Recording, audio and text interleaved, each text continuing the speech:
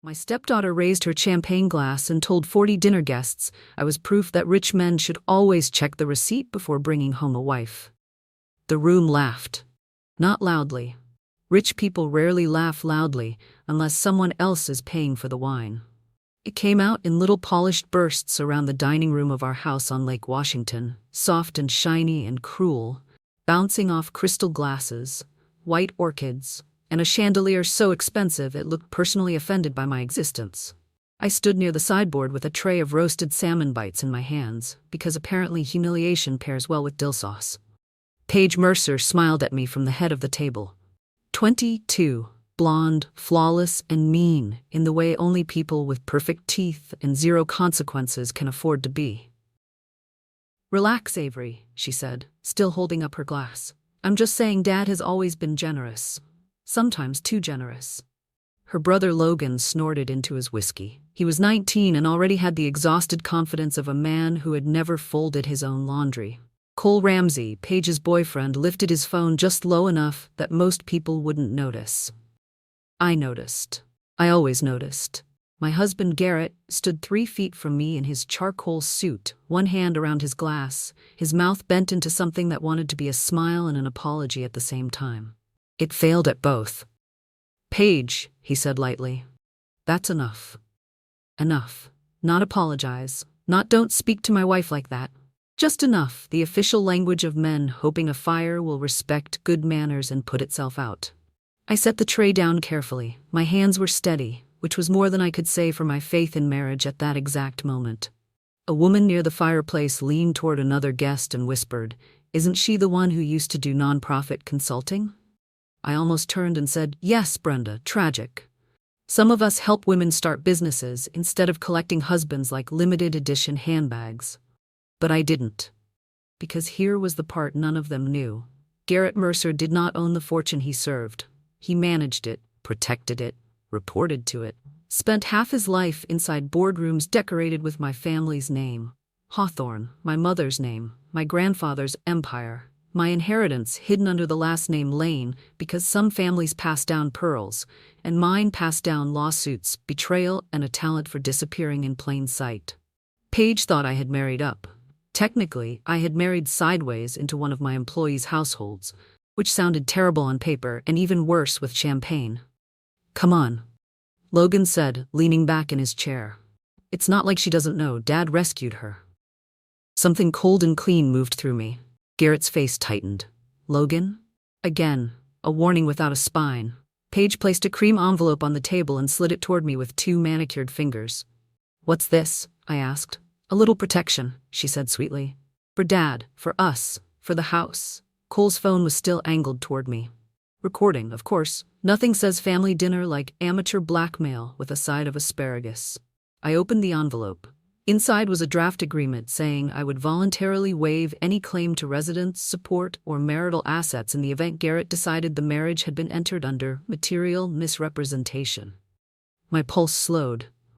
That was never a good sign. The paper smelled faintly of expensive ink. At the bottom sat the name of a Seattle law firm I knew too well, Voss & Klein. They had represented Hawthorne Trust in 3 internal disputes. Paige shouldn't have known them. Logan definitely shouldn't have known how to spell misrepresentation. I looked up. Paige was watching me with bright little eyes, waiting for panic. Logan looked smug. Cole looked like a man filming a raccoon near a dumpster and hoping it would attack. Garrett reached for the paper. "Where did you get that?" Paige ignored him. "You can sign tonight, Avery. Then everyone can stop pretending this isn't about money." A fork clicked against porcelain somewhere down the table. Outside, rain tapped the tall windows, Seattle doing its favorite impression of emotional support weather. I folded the agreement once, then again, because if I didn't do something with my hands, I might have thrown the thing directly into the crab dip, and that dip had done nothing wrong.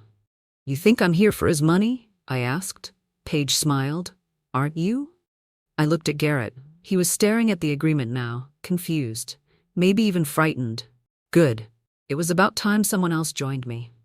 "No," I said softly, "but whoever gave you this is." Paige's smile flickered. There it was, not guilt, not yet recognition. I glanced down again at the firm logo, then at Cole's phone, then at my stepchildren sitting in my dining room like spoiled little executioners with assigned seating. For the first time that night, I smiled. Not because I was amused, because I had just realized this wasn't a family insult.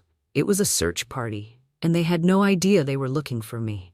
The next morning, someone had changed my name in the Mercer family group chat to Mrs. Clearance Rack. I found it while standing barefoot in the kitchen at 7:12 a.m., holding a mug of coffee and trying to remember if murder was still illegal before breakfast in Washington state. Paige had sent a photo from the dinner. Me, frozen beside the sideboard, holding the tray. Under it, Logan had typed, "When Dad orders a wife," from the outlet section. Cole replied with 3 laughing emojis and 1 raccoon emoji, which felt specific and, frankly, rude to raccoons. Garrett hadn't responded. That was the part that hurt. Not Paige. Paige was 22 and believed cruelty was a personality if you paired it with lip gloss. Not Logan, whose greatest hardship in life was probably being told a valet had gone on break. But Garrett, my husband, the man who kissed my shoulder in the dark and told me I made the house feel human again. He had seen the messages. 3 little gray-red receipts sat beneath them like tiny tombstones. I took a sip of coffee. It had gone cold, because apparently even my caffeine had abandoned me. At 8:03, Garrett came downstairs in a navy suit, already on a call, his hair still damp from the shower. He touched my lower back as he passed me, a habit that used to make me feel loved. That morning, it felt like someone checking if a door was locked. "Yes, Vincent, I understand," he said into his AirPods. "No, the Mercer files are secure." I looked up. Vincent. My fingers tightened around the mug. Vincent Hale was a senior financial advisor attached to Hawthorne Trust. Smooth voice, silver cufflinks, and the kind of smile men use when they have already billed you for the lie. Garrett opened the fridge and took out a bottled green juice. Then he left the door open. I stared at it. He stared at his phone. The refrigerator beeped. Honestly, the fridge had more boundaries than anyone else in the house. "Garrett," I said. He held up one finger. I closed the refrigerator myself because apparently my toxic trait was preventing dairy from dying. When he finally ended the call, I said, "We need to talk about last night." His shoulders dropped.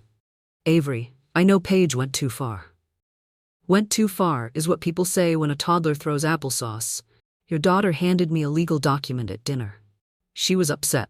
She was prepared. That stopped him. He rubbed his forehead. "I'll handle it." "You said that last month when Logan told the gardener I was temporary." He was joking. "No, Garrett, a joke needs a punchline. That was just class warfare with sneakers."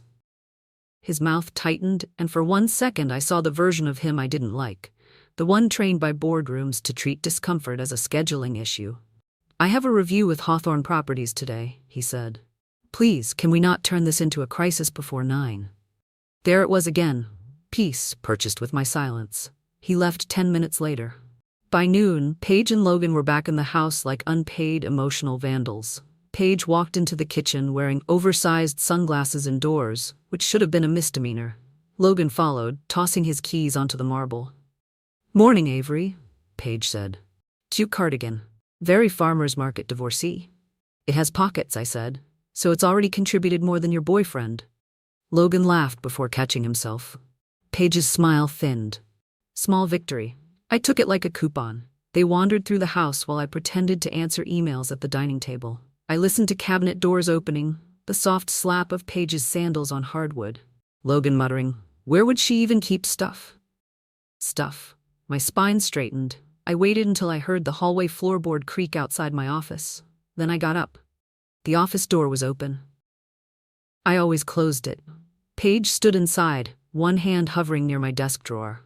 Logan was at the bookshelf, holding the silver-framed photo of my mother when she was 25, standing in front of the old Hawthorne Lodge in Sun Valley. The room went silent. Paige set her sunglasses on top of her head. "We were looking for a charger." "In my desk?" Logan put the photo down too quickly, slightly crooked. "This house has like 80 chargers."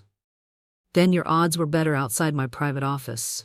Paige crossed her arms. "You're very territorial for someone who didn't pay for any of this."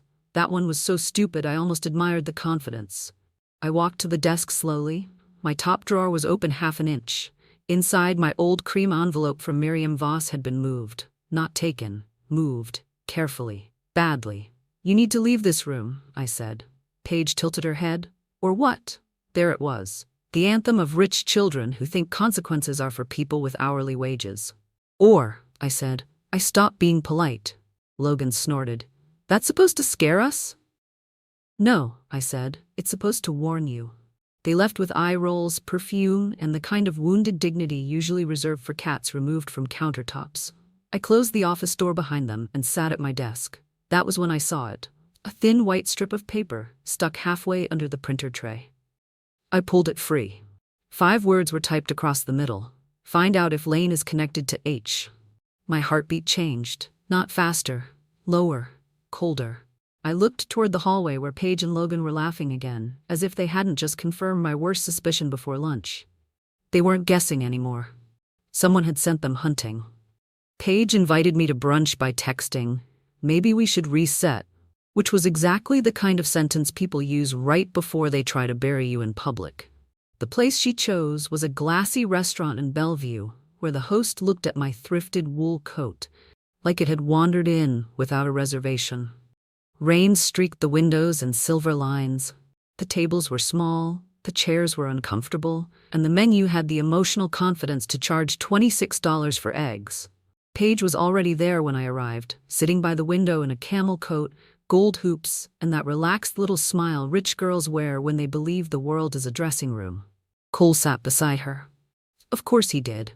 Because nothing says fresh start like bringing the boyfriend who recorded your humiliation over salmon bites. "Avery," Paige said brightly, "you came. You invited me. I didn't know if you'd be too upset."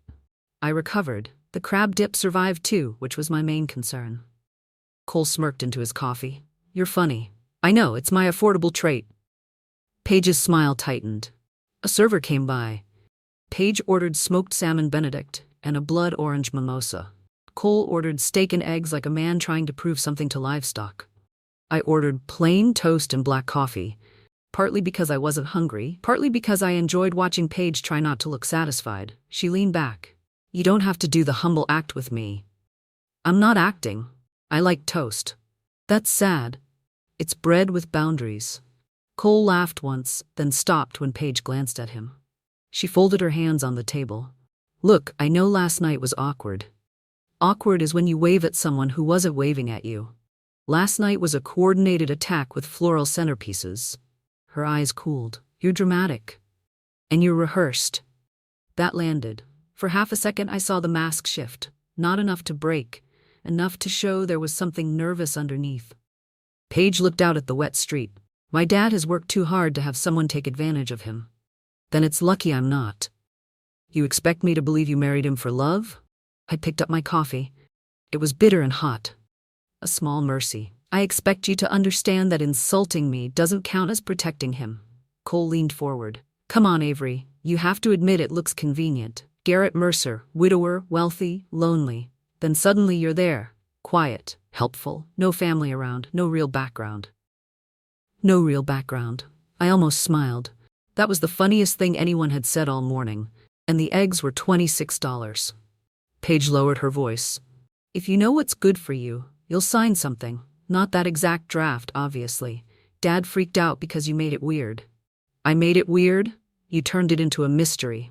"Paige, you handed your stepmother legal paperwork during dinner." She shrugged. "Women like you don't leave unless there's pressure." "Women like you." There it was again. The little locked room she kept me in because it made her feel tall. My phone buzzed in my bag. I ignored it. Cole didn't. His eyes flicked down. Too quick, too interested. Then he said, "Garrett's under enough stress with Hawthorne right now. Those accounts are delicate. If a spouse caused trouble, people could ask questions."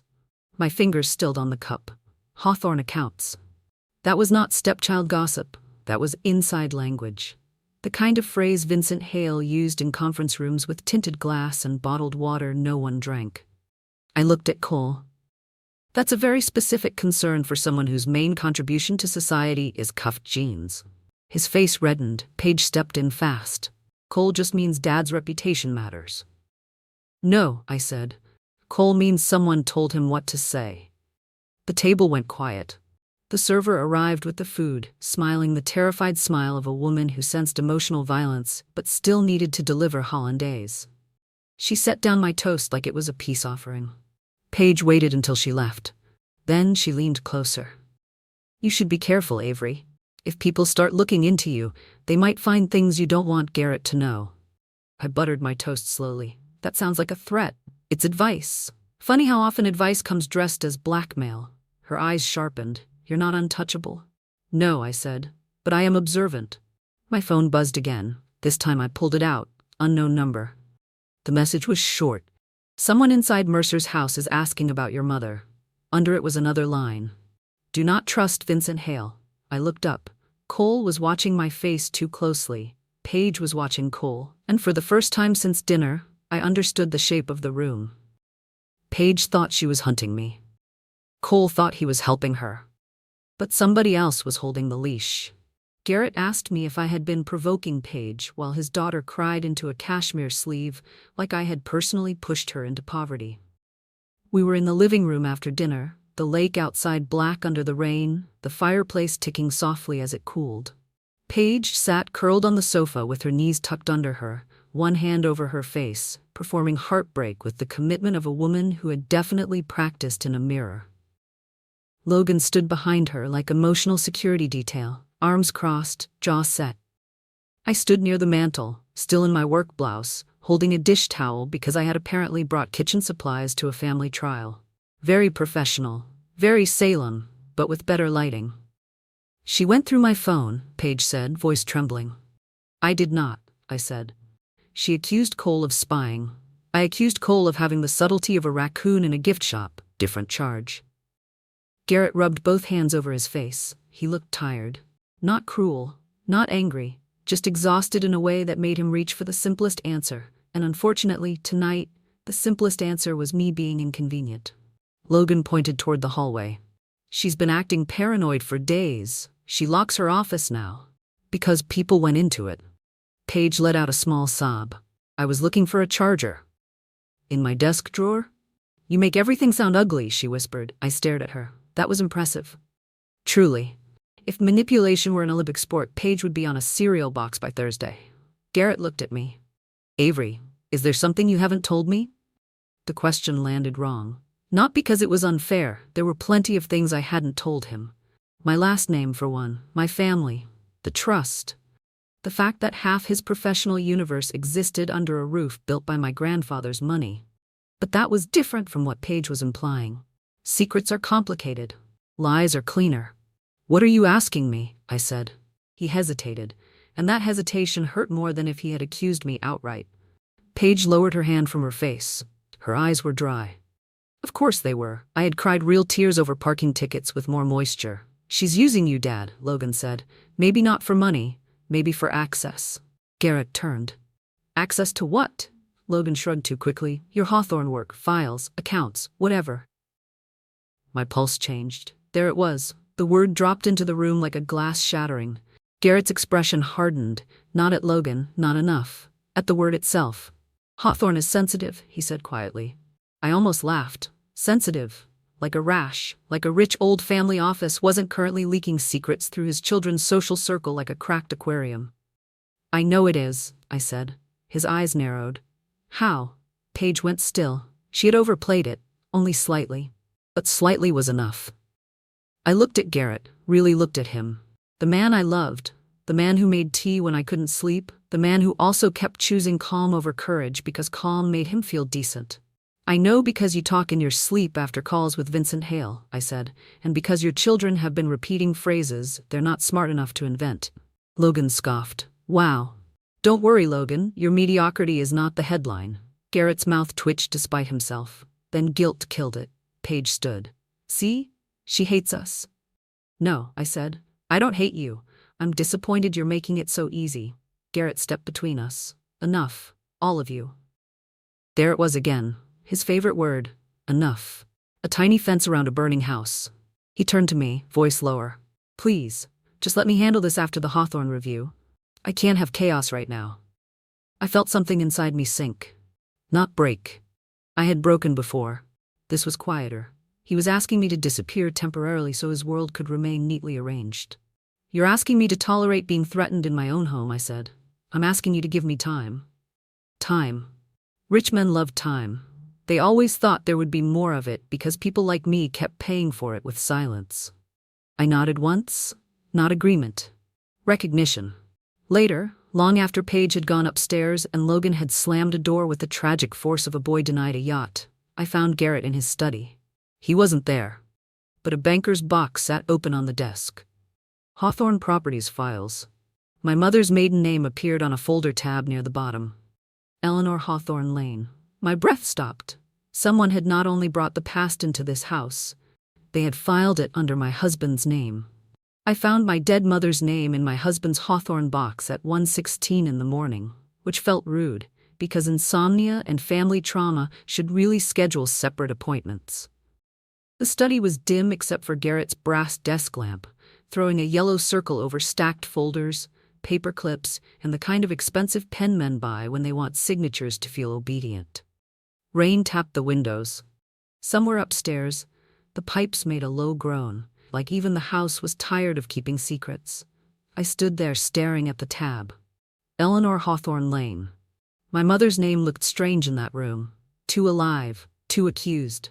I touched the folder with 2 fingers, then pulled my hand back. For years, I had trained myself not to open doors with her name on them. My mother had been brilliant, stubborn, and very good at pretending heartbreak was just bad weather. When she left the Hawthorne family, she never called it exile.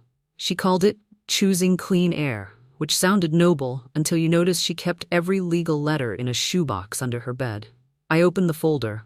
Inside were scanned property transfers, board notes, and a memo stamped confidential. My mother's old questions were there in neat lines. Irregular vendor payments, duplicate maintenance contracts, renovation funds routed through shell consultants. At the bottom, a name appeared again and again. Vincent Hale. My stomach dropped so hard I almost apologized to my internal organs. I took photos with my phone, each click of the camera sounding criminally loud. Then I replaced every page exactly as I found it, because if rich people had taught me anything, it was that paper had memory, and lawyers had hobbies. Back in my office, I locked the door and called Miriam Voss. She answered on the 4th ring. Avery, she said, voice rough with sleep. Someone better be dead or indicted. Not yet. A pause. That tone worries me. I found my mother's Hawthorne file in Garrett's study. Silence. Then the sound of a lamp clicking on. What file? I told her everything. The banker's box, the transfer notes, Vincent's name, Paige's post-nup, Cole's language at brunch, the message about my mother. Miriam did not interrupt once, which was terrifying. Miriam interrupted judges. Silence from her was basically a tornado warning. Finally, she said, "Your mother suspected Vincent before she left." My throat tightened. You knew? I knew enough to be afraid for her. I sat down slowly. My chair creaked under me. Dramatic little traitor. Miriam exhaled. Eleanor believed someone inside Hawthorne Trust was laundering small leaks through property operations. Not enough to shock the board all at once. Enough to bleed the family quietly for years. And Garrett? I don't think he started it, she said. But he may have been positioned to carry liability. That sentence chilled me more than the rain against the window. Garrett, proud, loyal Garrett, with his polished reports and desperate need to be trusted, was not the king on Vincent's chessboard. He was the square Vincent planned to sacrifice. Why didn't my mother expose him? I asked. She tried. The words sat between us. Miriam's voice softened. Then she was accused of instability, conflict of interest, personal resentment. The board isolated her. Your grandfather was ill. She left before they could destroy you too. I looked at the photo of my mother on the shelf. Her smile tilted like she knew the camera was lying. All these years I thought she had run away from power. Maybe she had run toward survival. Miriam continued. Do not confront Vincent yet. Move slowly, he's careful. He's using Paige and Logan. Yes, she said, because arrogance is cheap labor. Despite myself, I laughed once. It came out shaky. Before we hung up, Miriam gave me one instruction. Find anything connecting Vincent directly to the document Paige gave me. Afterward, I sat in the dark office until dawn pressed pale gray against the windows. At 6:02, my phone buzzed. Unknown number. The message contained one image. My mother at a Hawthorne lodge, 25 years younger, standing beside Vincent Hale. Under it, Paige had written, "So you weren't just poor, you were hiding." I stared at the screen. Then another text came in. Maybe Dad deserves to know what kind of liar he married. My hand stopped shaking. Good, I thought. Let's all start telling the truth. Paige gave my husband the photo of my mother before I even finished my first cup of coffee. I was standing in the kitchen, barefoot, watching the machine hiss espresso into a tiny ceramic cup, like it was the only creature in that house still willing to work under pressure. Garrett stood across from me in yesterday's shirt, holding Paige's phone, his face draining color one careful shade at a time. On the screen was my mother, young and beautiful, standing beside Vincent Hale at the old Hawthorne lodge. Paige stood next to him in a silk robe, looking victorious and tragically underrested. Logan leaned against the island with a protein shake, because apparently family destruction required macros. Cole hovered by the pantry with his phone already out. Garrett looked at me. "Avery, why is your mother in a Hawthorne archive photo?" There it was. Not accusation yet. Worse. Hurt. "I was going to tell you," I said. Paige laughed softly. Classic. I looked at her. "Be careful. You're very young to have a catchphrase." Garrett didn't smile. That hurt too. Paige stepped forward. "Dad, she's been lying since the beginning. Her name isn't even real." "My name is real." "Lane?" she snapped. "It was my mother's married name." Logan slammed his protein shake down. "So you admit you hid who you were?" "I admit I had a life before your approval." "Wild concept, I know. Maybe sit down." Cole lifted his phone higher. I saw the red recording dot. Of course, he really did have the soul of a security camera with hair gel.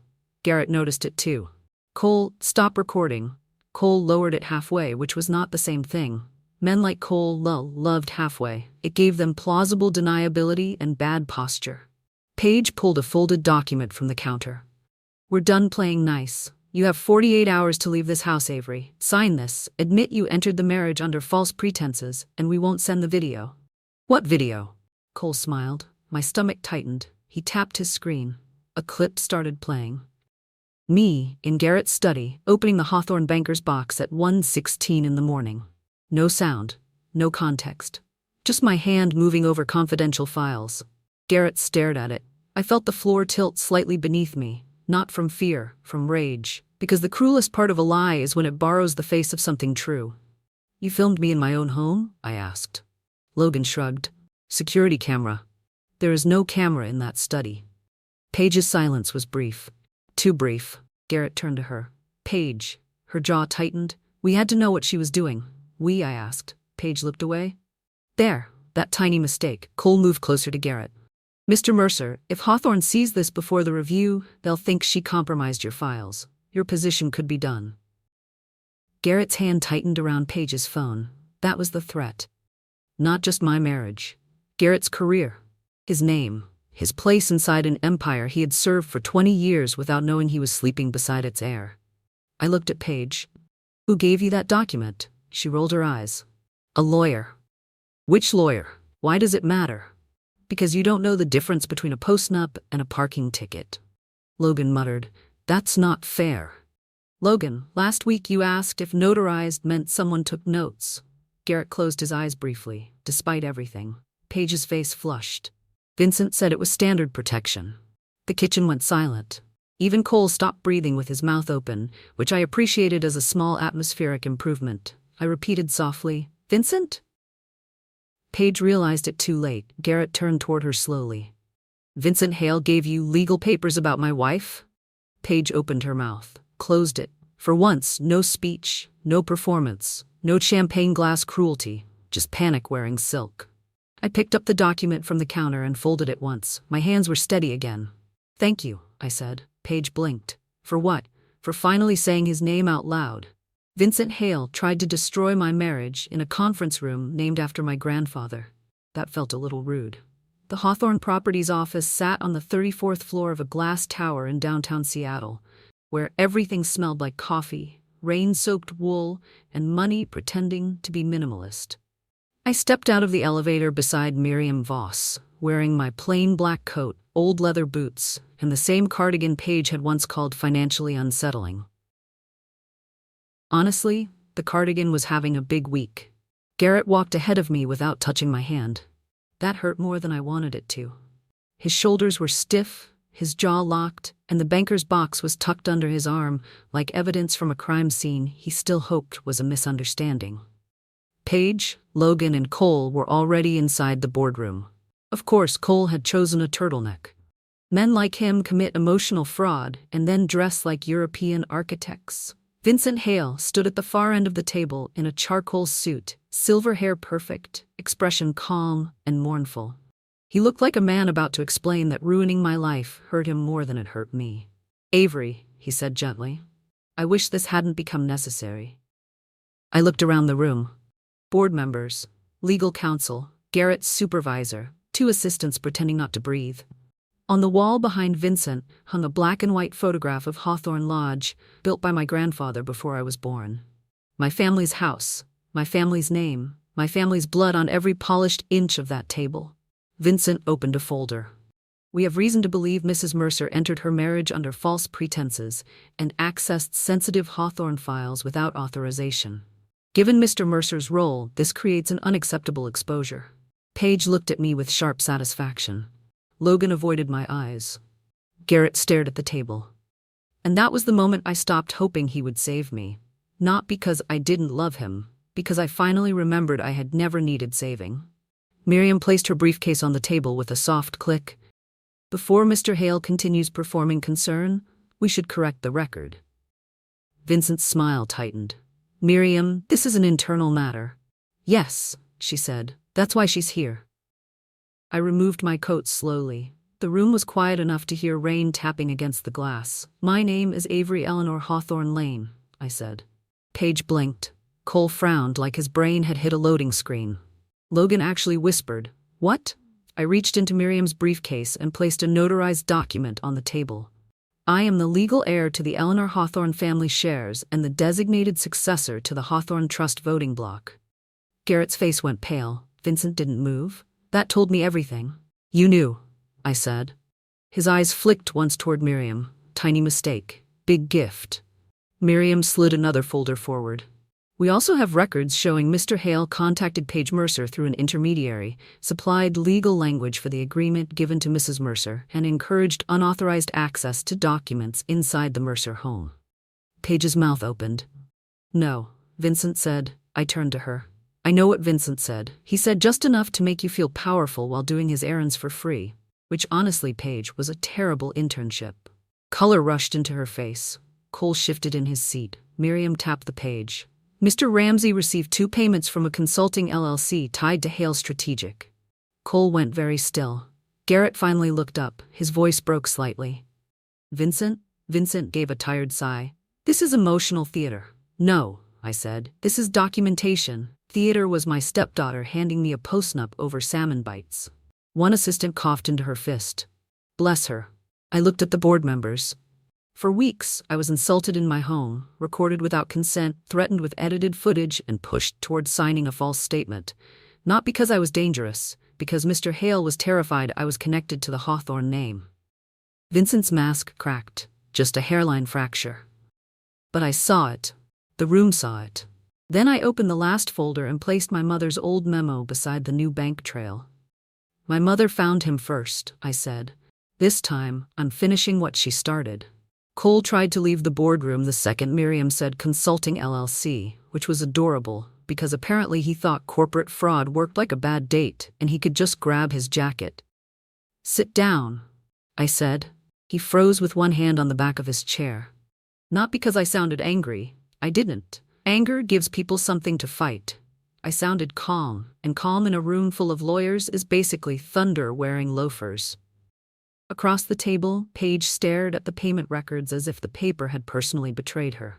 Logan looked between Cole and Vincent, his face slowly losing that rich boy confidence he usually wore like expensive cologne. Garrett sat very still, one hand resting on the banker's box, his wedding ring catching the gray Seattle light. Miriam clicked a remote. The screen behind us lit up. First came the text messages. "Cole, she has an office. Paige says she keeps old family stuff in there. Unknown number. Find anything tied to Lane, Hawthorne, or Eleanor. What happens if she refuses to sign? Unknown number.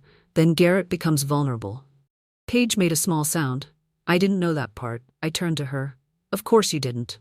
Vincent needed you arrogant, not informed. Her eyes flashed. You don't have to enjoy this. I'm not enjoying this, Paige. Enjoying it would involve snacks.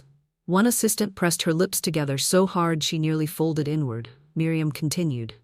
The next slide showed an email from Heir Strategic to Cole, labeling the payments as brand research consulting. Cole had apparently been paid $12,000 to record me, provoke me, and collect anything that could make me look like a threat to Garrett's position.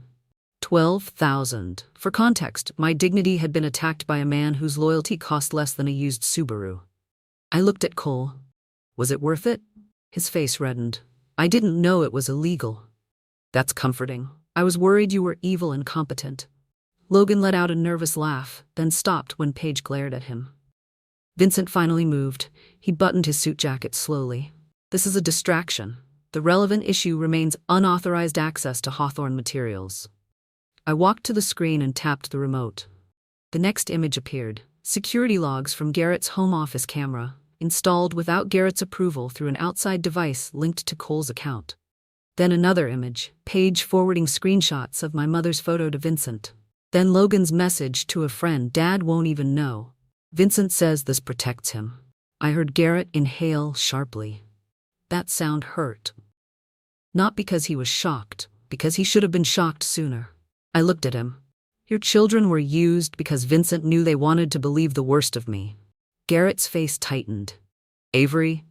No, not yet. My voice stayed steady, but my throat burned. You gave them silence, Garrett. They turned it into permission. Paige looked down. For once, she had nothing sharp to throw. I faced the room again.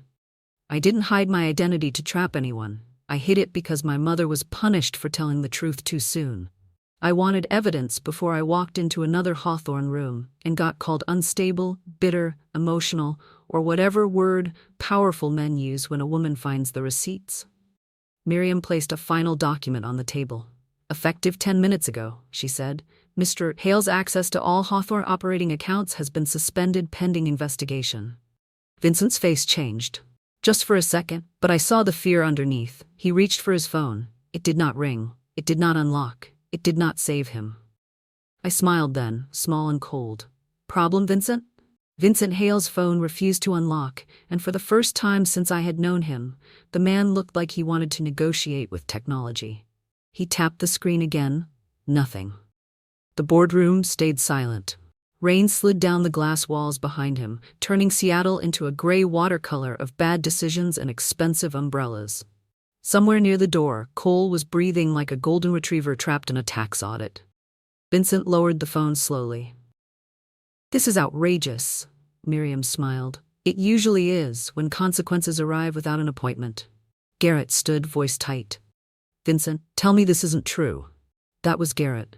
Even then, still offering a doorway, still hoping the man he trusted would walk through it clean. Vincent adjusted his cuffs. Garrett, this is bigger than you understand. Your wife has manipulated this entire situation. She concealed her identity, accessed confidential materials, and turned your own family against itself.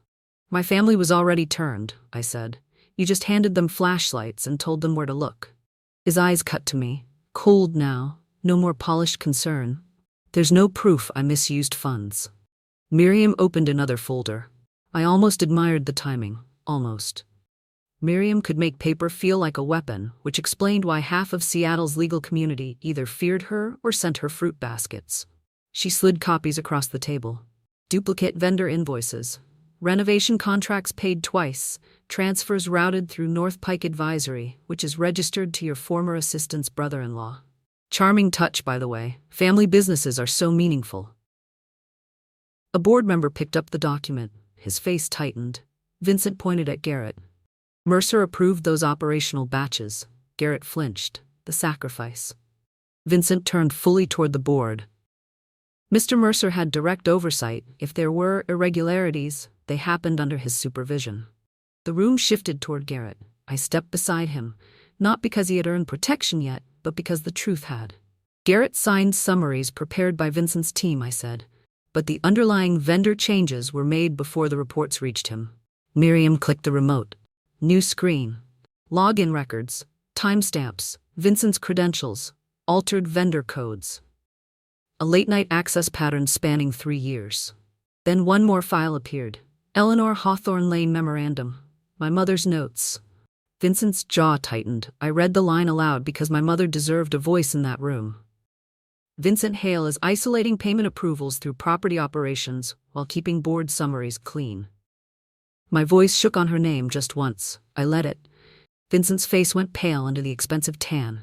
Paige whispered, "You knew her." Nobody answered. That was answer enough. Cole suddenly pushed his chair back. "I didn't know it was this serious." Paige turned on him. "Shut up." "No," he said, panic making him honest. "No, I'm not going down for this. Vincent's assistant paid me. Paige told me what to record, but Vincent sent the questions." Logan stared at Paige. "You said we were protecting Dad." "I thought we were," she snapped, but her voice cracked. For the first time she looked 22, not cruel. Not glamorous, just young and stupid and terrified by the cost of being both. Vincent moved toward the door. 2 security officers stepped in before he reached it. Miriam's voice stayed calm. "Mr. Hale, your office has been sealed. Your accounts are frozen. Outside counsel has notified financial crimes investigators." He laughed once, ugly and hollow. "You think you can erase me?" I looked at him. "No, you did that yourself. We just kept the receipts." His eyes burned into mine. Then the board chair spoke. "Vincent Hale is terminated effective immediately." The words landed with no thunder, just silence. That was the sound of a powerful man discovering the floor could still open underneath him. As security escorted him out, Vincent didn't look at the board. He didn't look at Garrett. He looked at me. And I smiled, because my mother never got to. Paige asked if I was going to ruin their lives before Vincent had even made it to the elevator. She said it in the boardroom with her mascara finally doing something honest, one hand gripping the edge of the table, her perfect nails digging into polished wood my grandfather probably paid too much for. Logan stood beside her, pale and silent. Cole had already been escorted into a smaller conference room, where I assumed he was discovering that I didn't know fraud was illegal, was not a legal strategy. Garrett looked at me like a man watching every comfortable lie he had ever made for his children collapse into one expensive pile. I should have felt victorious. Instead, I felt tired. Victory, it turned out, did not come with a choir. It came with fluorescent lights, legal folders, and a stepdaughter who had called me poor 6 different ways, now looking at me like I held the weather. "I'm not ruining your life," I said. "I'm refusing to keep cushioning it." Paige swallowed. "What does that mean?" "It means consequences. Terrible little things. Very unfashionable." Logan looked down at his shoes. Miriam stood near the window, arms folded, looking deeply satisfied in the way only lawyers and cats can manage. The board handled Vincent first, terminated, locked out, under investigation. Garrett was placed under temporary review, not fired, because the evidence showed he had been careless, not corrupt. That distinction mattered. It also did not save him from shame. By 5 o'clock, we were back at the house on Lake Washington, the same house where Paige had toasted my humiliation. Only now the rooms felt different, not warmer, not yet, just exposed. Like someone had opened every curtain and found dust all over the expensive furniture. Paige stood in the kitchen, still wearing the blouse she had cried in earlier. Logan leaned against the island, not smirking for once. It was a nice change. I almost took a picture for historical preservation. Garrett cleared his throat. "Avery, I owe you." "Yes," I said. "You do." He stopped. "Good. An apology should have to find its shoes before walking into a room." He looked wrecked. "I let my fear of conflict become permission. I watched them hurt you and kept calling it adjustment." Paige flinched. Logan whispered, "We were awful." "Yes," I said, "you were." He nodded once, like the truth had hit him, and he decided not to duck this time. Paige wiped under one eye. "I'm sorry." I looked at her for a long moment. "For what?" Her mouth trembled. "For treating you like you were beneath us. For recording you. For helping Vincent. For thinking being poor would make you deserve it." That last part mattered. Not because she said it perfectly. She didn't, but because she finally named the rot. I set down my mug. "You're going to apologize to Rosa for telling her not to take instructions from me? You're going to lose access to the family card." And you're going to volunteer 3 months with the Hawthorne Women's Business Fund. Not as a donor, as an assistant. Paige blinked. Doing what? Making copies, setting up chairs, listening. Horror crossed her face. Excellent. Growth had begun. I turned to Logan. You'll work this summer at the Hawthorne Harbor Hotel. He brightened slightly. In housekeeping. His face fell so fast I almost heard it hit the tile. Garrett coughed into his hand. It sounded suspiciously like a laugh. And Cole? Paige asked quietly. Cole is out of every Hawthorne internship pipeline. Forever. He can go influence a houseplant. A tiny broken laugh escaped Logan. Paige almost smiled, then didn't, which was probably wise. Later that night, Garrett found me on the back terrace. The lake was dark, the city lights trembling on the water. I wore the gray cardigan Paige once called farmer's market divorcee, because apparently I enjoy dressing for emotional callbacks. Garrett stood beside me, careful not to touch me. I love you, he said. I know. I'm afraid I damaged us. You did. He closed his eyes. But damaged isn't dead, I said. Therapy. Boundaries, no more silence pretending to be peace. He nodded. Whatever it takes. In the kitchen behind us, Paige paused near the doorway. That cardigan, she said softly. It actually looks nice. I turned. For once there was no poison in her voice. I smiled a little. Careful. Compliments are gateway behavior. She laughed. Small, embarrassed, real. And standing there, wrapped in cheap gray cashmere, heir to a fortune they had mocked me for not showing, I finally understood something my mother had tried to teach me. Money can expose people, but dignity decides what you do after. 6 months later, the house on Lake Washington no longer felt like a museum with heating problems. It still had the ridiculous chandelier. It still had marble counters that made every coffee spill look like a financial crime. But something in the air had changed. Paige showed up every Thursday at the Hawthorne Women's Business Fund, usually carrying coffee orders and an expression that said humility should come with better shoes. She was learning. Slowly. Painfully. Occasionally while asking questions that made Miriam close her eyes and pray for the legal profession. Logan lasted 3 weeks in hotel housekeeping before texting me, I owe every housekeeper in America a handwritten apology. I told him to start with Rosa. He did. Garrett and I went to therapy every Tuesday at 5. He hated it at first, which was encouraging because growth should sting a little when you've avoided it for years. He learned to stop saying, I didn't mean it that way, and start asking, how did that feel to you?